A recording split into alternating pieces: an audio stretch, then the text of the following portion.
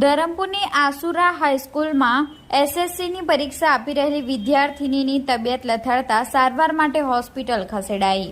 તારીખ 13 માર્ચ બુધવારના રોજ 12 કલાકની મળતી માહિતી મુજબ ગુજરાત માધ્યમિક અને ઉચ્ચતર માધ્યમિક બોર્ડ દ્વારા રાજ્યમાં પરીક્ષા લેવામાં આવી રહી છે।